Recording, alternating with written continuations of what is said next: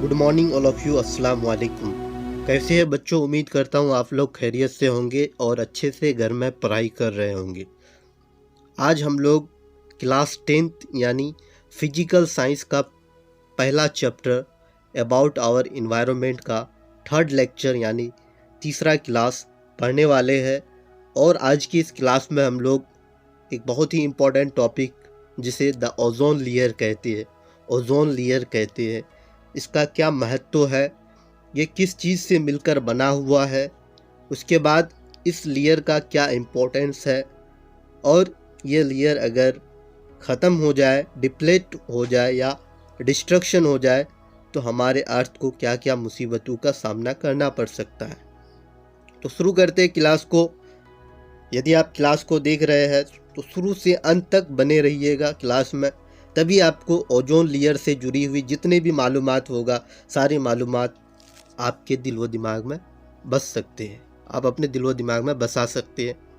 और आप लोग कलम कॉपी लेकर के ज़रूर बैठिए, तभी आपको ओजोन से जुड़ी हुई जितने भी मालूमात होंगे आप अपने कॉपी में नोट डाउन कर सकते हैं। तो सबसे पहला हम लोग जानेंगे ओजोन लेयर क्या है। ओजोन एक लेयर है जो स्ट्रेटोस्फीयर में पाए जाते हैं। कहाँ पाए जाते हैं बच्चों? स्ट्रेटोस्फीयर में पाए जाते हैं।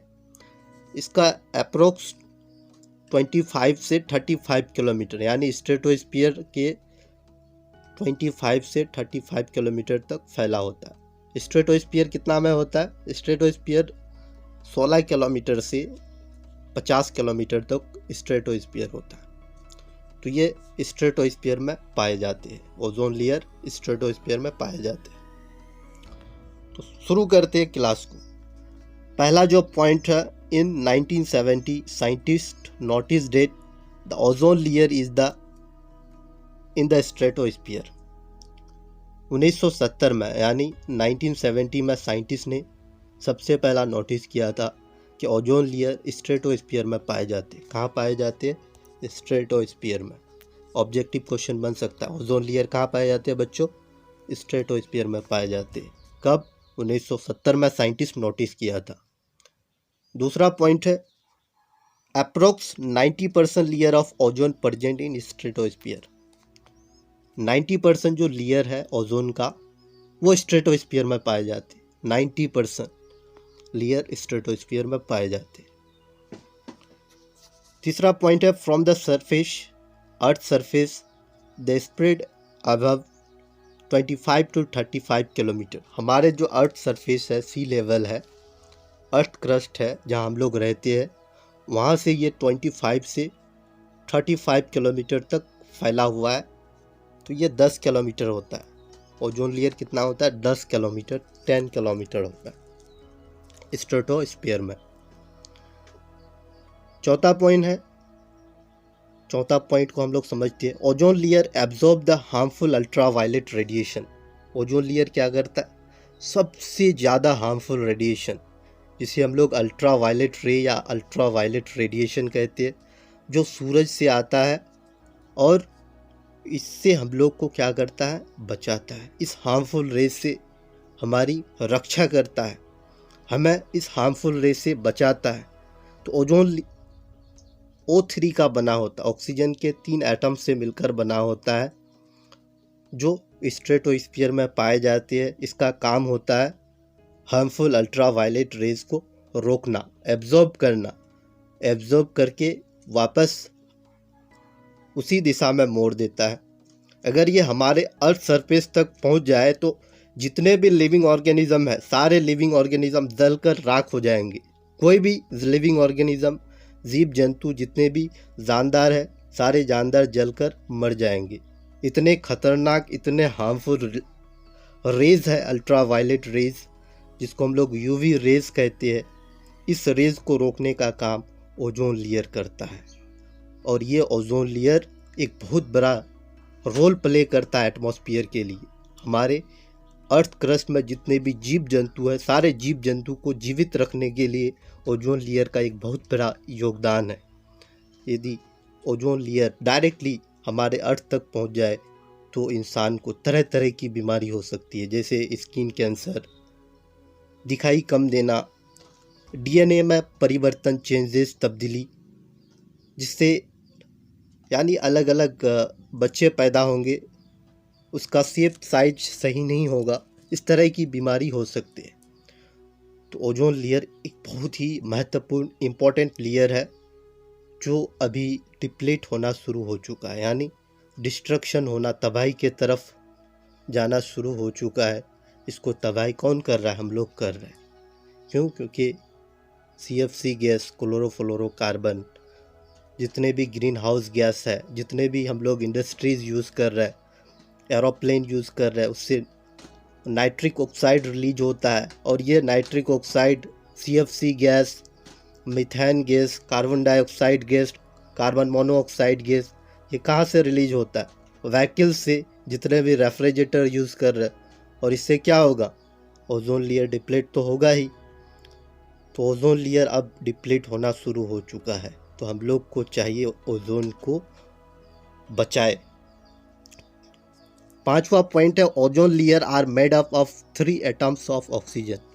ओजोन जो बना हुआ है वो ऑक्सीजन के 3 एटम से मिलकर बना है। ओजोन का फॉर्मूला होता है O3। अगर कोई पूछे आपको कि ओजोन का क्या फॉर्मूला है, ओजोन का क्या सिंबल है, तो हम लोग O3 बोलेंगे। ऑक्सीजन के 3 एटम से मिलकर बना हुआ है। उसके बाद आगे बढ़ते हैं, ओजोन कैसे बना हुआ है, ओजोन का फॉर्मेशन कैसे हुआ है। फॉर्मेशन ऑफ ओजोन को समझते हैं। ओजोन कैसे बना है, ओजोन परत कैसे बना है।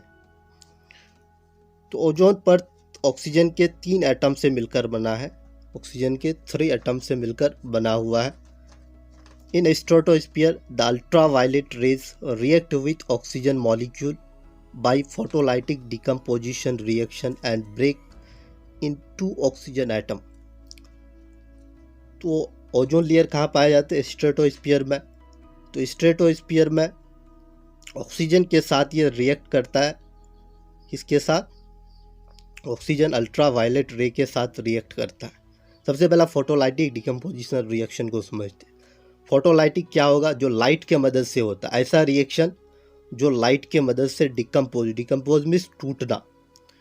जैसे MgO, मैग्नीशियम ऑक्साइड को जब हम हीट करते हैं तो Mg+O2 में टूट जाता है।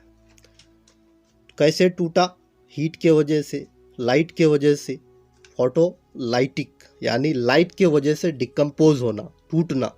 जैसे ऑक्सीजन का मॉलिक्यूल में जब लाइट की रोशनी, अल्ट्रावायलेट रेज पड़ा, तो पड़ने के बाद ये ऑक्सीजन के 2 एटम में टूट गया, यानी ब्रेक हो गया।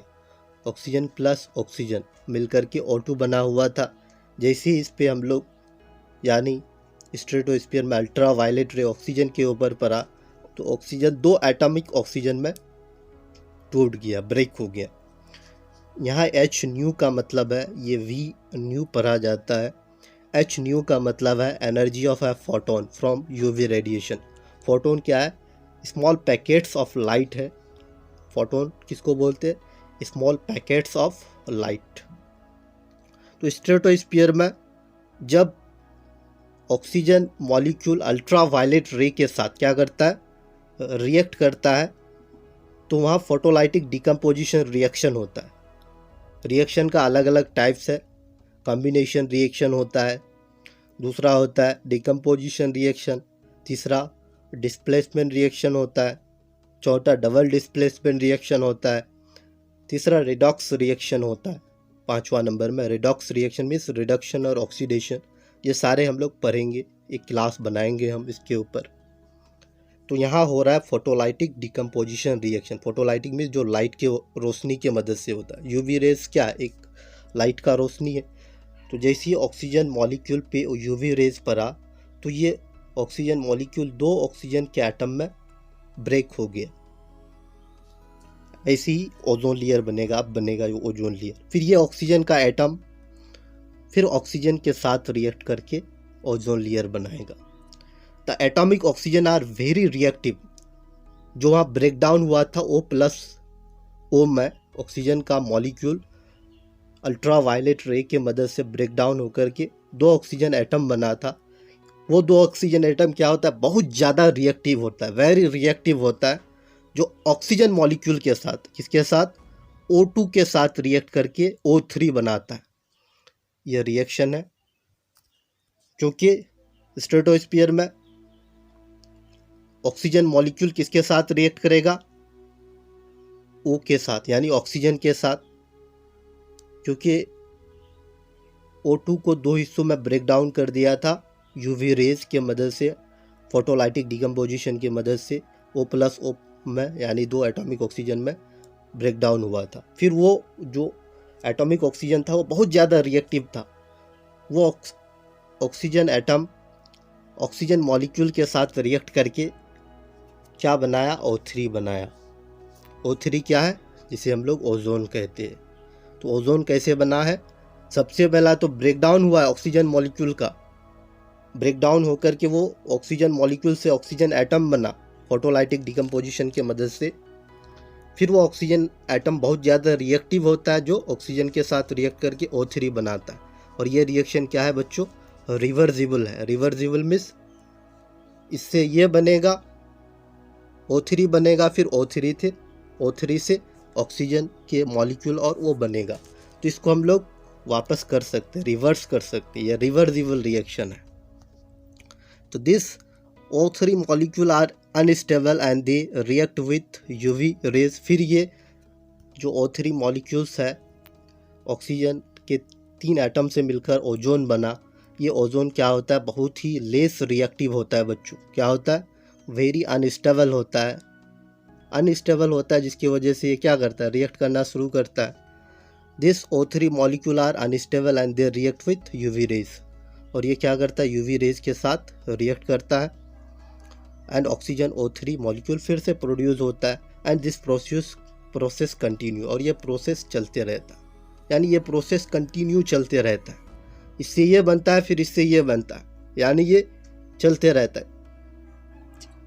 O2 + O से O3 बनता है, फिर O3 टूट करके फिर ये O2 + O बनाता है। तो इस तरह के रिएक्शन को हम लोग रिवर्सिबल रिएक्शन कहते हैं, जिसे हम लोग रिवर्स कर सकते हैं। This is called ozone oxygen cycle. इस पूरा प्रोसेस को हम लोग ऑक्सीजन साइकिल भी कह सकते हैं, ओजोन ऑक्सीजन साइकिल भी कह सकते हैं।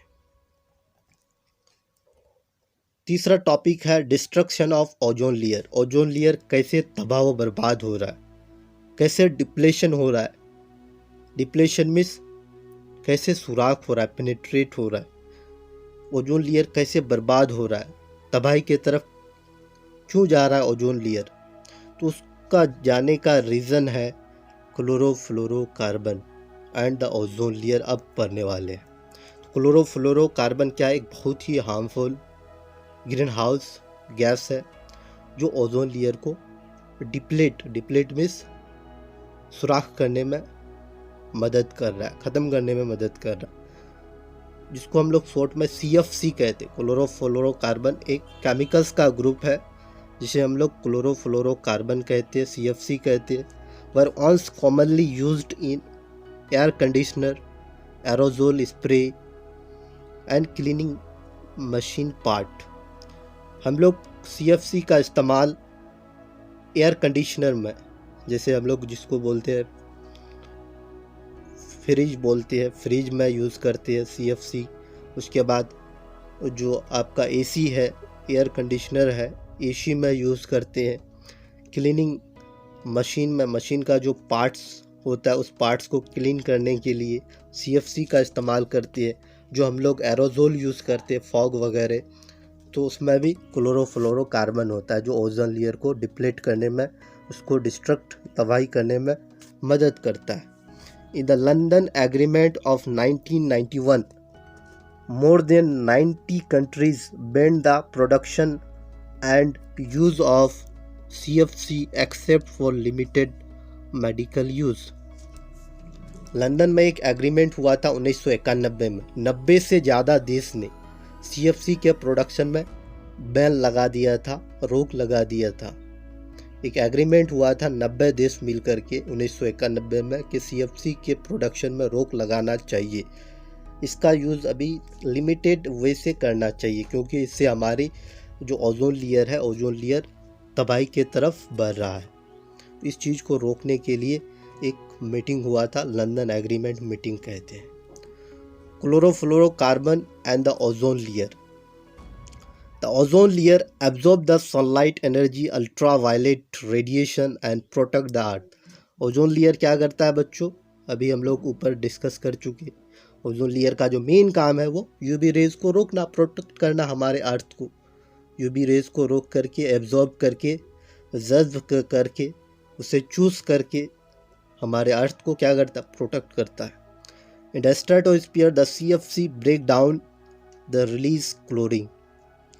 स्ट्रेटोस्फीयर में CFC गैस ब्रेक डाउन होकर के क्लोरीन रिलीज करता है, जो बहुत ही जहरीला होता है। और ये CFC वहाँ तक अगर पहुँच जाए तो ओजोन का डिप्लेशन तय है। The chlorine react with ozone molecule. Chlorine क्या करता है, ऑक्सीजन के साथ यानी O3 के साथ रिएक्ट करके ClO+O2 बनाता है। ClO+O2 बनाता है, जो बहुत ही घातक होता है ओजोन के लिए। विच normally blocking incoming ultraviolet radiation. Chlorine जब ऑक्सीजन मॉलिक्यूल के साथ रिएक्ट करता है तो ये क्या करता है, ब्लॉक कर देता है अल्ट्रावायलेट रेडिएशन को, जिसके वजह से ये हमारे अर्थ तक पहुंच सकता है। ये आप पिक्चर देख रहे हैं, the ozone layer protect earth from ultraviolet light. Ultraviolet light से रोकता है। Ozone does not block ultraviolet lights from the sun. क्यों नहीं रोक पाता है, अब ये डिप्लेशन हो गया है, इसमें थोड़ा सुराख हो गया है, डिप्लेशन हो गया है, जिसकी वजह से ये सारे ग्रीन हाउस गैस इतने ज़्यादा मात्रा में प्रोड्यूस होने लगा है कि ओजोन अब डिस्ट्रक्शन की तरफ बढ़ रहा है। क्लोरोफ्लोरोकार्बन, जिसको हम लोग CFC कहते हैं, इसके वजह से ओजोन का डिप्लेशन होना शुरू हो चुका है।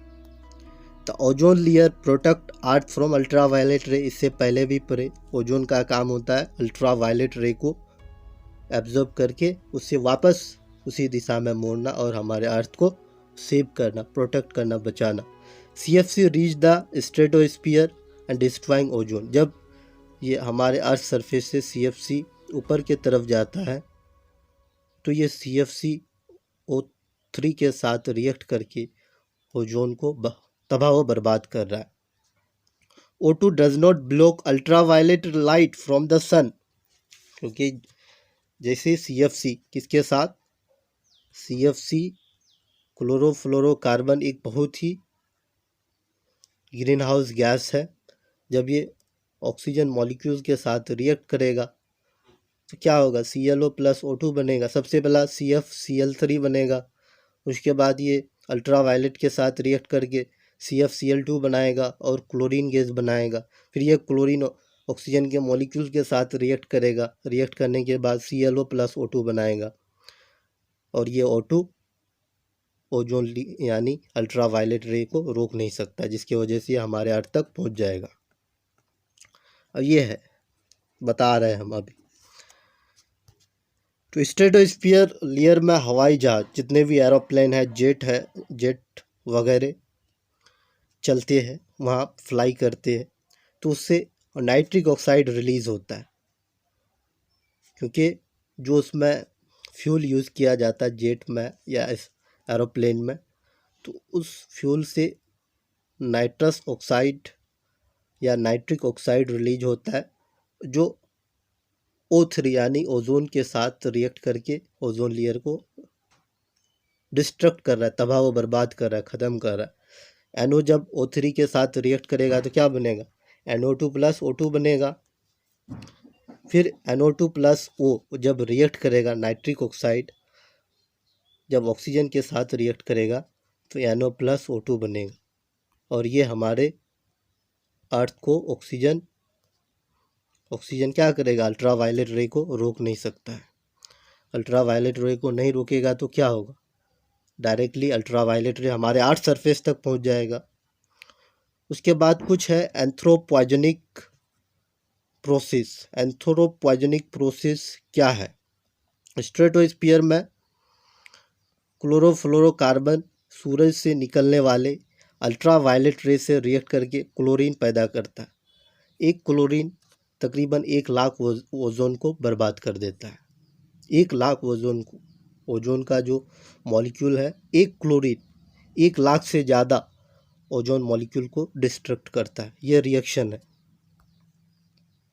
ये रिएक्शन है, आप लोग देख सकते हैं। तो साइंसदानों की बनाई हुई क्लोरोफ्लोरोकार्बन जो एक कूलेंट के तौर पे हम लोग इस्तेमाल करते किसी भी चीज़ को ठंडा करने के लिए, रेफ्रिजरेटर में, एयर कंडीशनर में, स्प्रे करने वाले बर्तन, प्लास्टिक की तैयारी में, फार्मिंग एजेंट में वगैरह में इसका इस्तेमाल हम लोग करते हैं। वो आज क्या बन चुका है बच्चों? बहुत ज़्यादा मुसीबतों का सामना बन चुका है हमारे लिए। कुछ ग्रीन हाउस गैस है। मैं 4 ग्रीन हाउस गैस का नाम आपको बताता हूँ, आप लोग नोट डाउन कीजिए। सबसे पहला CFC क्लोरोफ्लोरोकार्बन, दूसरा नंबर में कार्बन मोनोऑक्साइड, तीसरा नंबर में कार्बन डाइऑक्साइड, चौथा नंबर में मीथेन, पांचवा नंबर में सल्फर डाइऑक्साइड, छठा नंबर में नाइट्रोजन डाइऑक्साइड, जो बहुत ही हार्मफुल ग्रीन हाउस गैस है जिसके वजह से ग्लोबल वार्मिंग बढ़ रहा है। तो एसिड रेन कैसे होता है, इसका क्या कारण है? Acid rain occur when oxide of sulphur and oxide of nitrogen are emitted in the atmosphere. जब सल्फर और नाइट्रोजन का ऑक्साइड एटमॉस्फेयर में इमिट होता है, यानी सल्फर डाइऑक्साइड या nitrogen dioxide undergo chemical transformation, कुछ केमिकल ट्रांसफॉर्मेशन की वजह से सल्फर और ऑक्सीजन मिलकर के सल्फर डाइऑक्साइड और नाइट्रोजन और ऑक्सीजन मिलकर के नाइट्रोजन डाइऑक्साइड बनाते हैं। फिर ये गैस क्लाउड बनाते हैं, यानी वाटर ड्रॉपलेट्स का साथ मिलकर के क्लाउड बनाते हैं। क्लाउड बनाने के बाद जो बारिश होता है वो तेजाबी बारिश कहते हैं, यानी सल्फर डाइऑक्साइड और नाइट्रोजन डाइऑक्साइड के मदद से एसिड रेन होता है। एसिड रेन का मेन जो कंपोनेंट है वो है नाइट्रोजन डाइऑक्साइड और sulphur dioxide. Nitrogen dioxide NO2 और सल्फर डाइऑक्साइड SO2। जब ये दोनों गैस वाटर ड्रॉपलेट्स के साथ मिक्स होता है, मिक्स होने के बाद क्लाउड बनाता है, और क्लाउड बना करके जब वो बारिश के शक्ल में गिरने लगता है तो वो एसिड रेन होता है। और वो एसिड रेन इस धरती के लिए बहुत ही हार्मफुल है, जिससे फसल तबाह व बर्बाद हो जाती है। जितने भी मोनूमेंटल बिल्डिंग है वो तबाह व बर्बाद हो रहा है। तो ये एसिड रेन का क्या क्या इफ़ेक्ट्स है? Acidification of bodies of water. Water bodies में जितने भी आबी जानवर है, पानी में रहने वाले जितने भी जानवर है, उसके लिए एक बहुत बड़ा मुसीबतों का सामना बन चुका है ये acid rain. Damage of vegetable, जितने भी वेजिटेशन है, सब्जियां हैं, वो सब्जियां आज तबाह व बर्बाद हो रहे। Damage the building material, statue ETC। इस एसिड रेन की वजह से जितने भी मोनूमेंटल बिल्डिंग है, तारीखी इमारत है, उस पर एसिड रेन की वजह से आज उसका कलर डिस्कलर हो रहा है। जैसे ताजमहल का कलर आज डिस्कलर हो रहा है, क्यों? क्योंकि यमुना नदी के पास बहुत सारे फैक्ट्रीज चल रहे हैं, जिसके धुएं में नाइट्रोजन डाइऑक्साइड, सल्फर डाइऑक्साइड, ये फिर वाटर ड्रॉपलेट्स के साथ मिक्स होकर के बादल फॉर्म बनाता है, फिर ये बादल से एसिड रेन बरसने लगता है। तो ये थी कुछ जानकारी। नेक्स्ट क्लास में हम लोग ग्रीन हाउस इफ़ेक्ट के बारे में पढ़ेंगे। ग्रीन हाउस इफ़ेक्ट क्या है और इस ग्रीन हाउस से हमें कैसे बचना चाहिए। Thank you for all of you. Please like and share my channel and subscribe our YouTube channel.